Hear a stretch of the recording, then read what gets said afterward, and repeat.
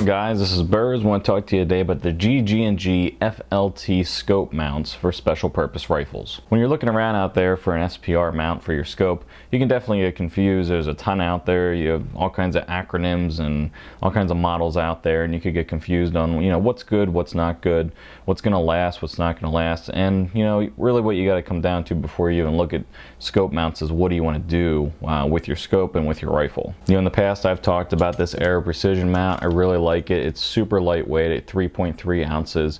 But is this what you want? Some people might say, I really don't want that. It's super lightweight and it's not for me. Now, in my personal opinion, you're not going to war, or people who are buying this, the 98% of them aren't probably going to take this to war. So honestly, it really doesn't matter, and I haven't any problems with it. But when you look at what's out there in the market, you definitely have some options. This is one of the options, this GG&G FLT scope mount. And the thing I like about it is relatively lightweight compared to other models out there. And it comes with a really cool, they call it their AccuCam quick detach right here. And the thing I like about this is the fact that it's very snag free. If something were to bump into this, it's going to rub off because it has that rounded outside part to it. So I really like that a lot. With the weight coming in at 6.8 ounces, it's a little bit heavier obviously than something like this, but what you're getting with that is the extra weight of the quick detach. So you have to ask yourself the question, do I need a quick detach for my setup?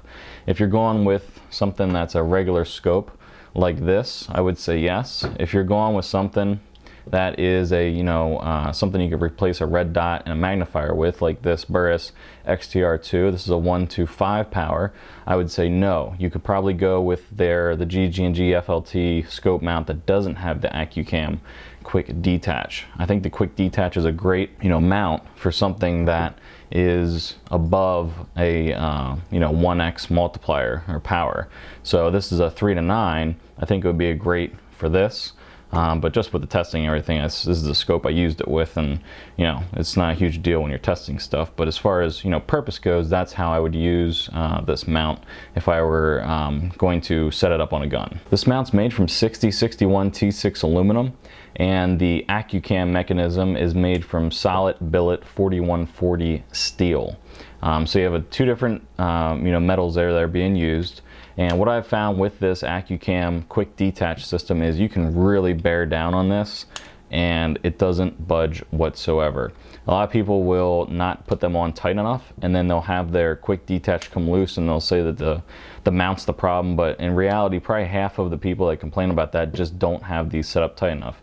If you can put it on like this, you didn't put it on tight enough. If you're bearing down on it to where you're struggling to get it down and you finally get it down, that's where you need it to be. So that's just a little advice on a quick detach mount. So as far as this GG&G goes, they say this can be a 1/2 inch MOA repeatability. So if your gun's a 1 MOA gun, this is going to run between a 1/2 MOA and 1.5 MOA. And what I've seen with this is, it's true. I've put it on and off of my gun. I put it on and off of, a few different guns, and I've had the same repeatability, and I really haven't noticed a 1/2 inch MOA difference. I've actually noticed that it's relatively repeatable at, on the gun I had it on, and the ammunition I use at around 1 MOA. And I took it off a few times, put it back on, and like I said, 1 MOA is about where it was. I really saw no difference from taking it on and off, and if I saw any difference, it was about 1/10 of an MOA. So let's take a closer look at this.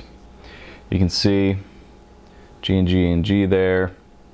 Everything's relatively robust, and that's what you're going to get with GG&G. USA made, kick-ass gear.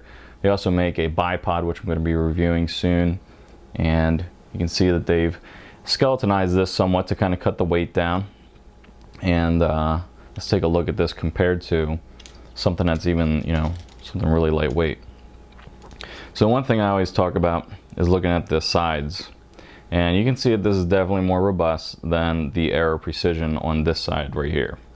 And so what you're going to get there is, going out to longer distances, you're going to get more repeatability, more accuracy with a, thicker, stronger design. And inherently, with it being thicker, you're going to have less vibrations, less movement of your scope at extreme distances. So if you're looking to go at extreme distances, you know, out to 600, 700, 800 yards, you know, this is definitely something that you're going to want to get compared to something like this lightweight air precision mount I've reviewed in the past. The two that I'm currently recommending as far as the quick detach mount goes, for quick detach mount, what I'm recommending is the GG&G, and for the non-quick detach mount, what I'm recommending is this Badger. This Badger is something that I'm going to be reviewing soon. It's on my SPR now, and what this is their Recon Uni mount, and it's their SPR mount, you know, basically. You can see that they both kind of have a cantilever out front there, boom, so you don't have to, so you can mount this on your upper receiver and let it float out the front, and I'm really impressed with this. Really impressed with this. I've had a few different mounts and I've talked about them over the past, but these are really two that have stuck out to me. You know, this whole combination that you're looking at right here with the Berz XTR2 1-5 and this GG&G coming in around 27 ounces, which is honestly around the same weight as some just scopes themselves out there. So this is a pretty good combination if you're looking to put together something that's relatively lightweight and replacing a red dot and a magnifier. As you can see on the bottom here, you have two lock-in points for your pick rail. Some I've seen that only have one, so I'm really glad to see they have two here. I haven't had anything come loose whatsoever. Now obviously I have used Loctite on all the screws, so I haven't, you know, inherently that really shouldn't have any problems there. Everything as far as the screws go, you don't have anything strip out or anything like that. They use good quality there, and you know, overall I'm just really impressed with this mount. So the QD mount, how do you adjust it? With this one and pretty much all of them, you just kind of push this, you know, so this is a lock position, you pull it back, you push in right here, and then you just rotate this back and forth until you get to where you feel as though you need it to be.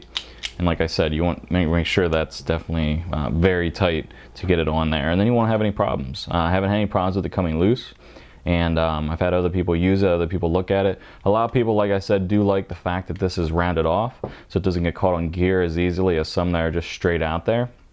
So that's one cool thing, and it's kind of unique to this GG&G mount.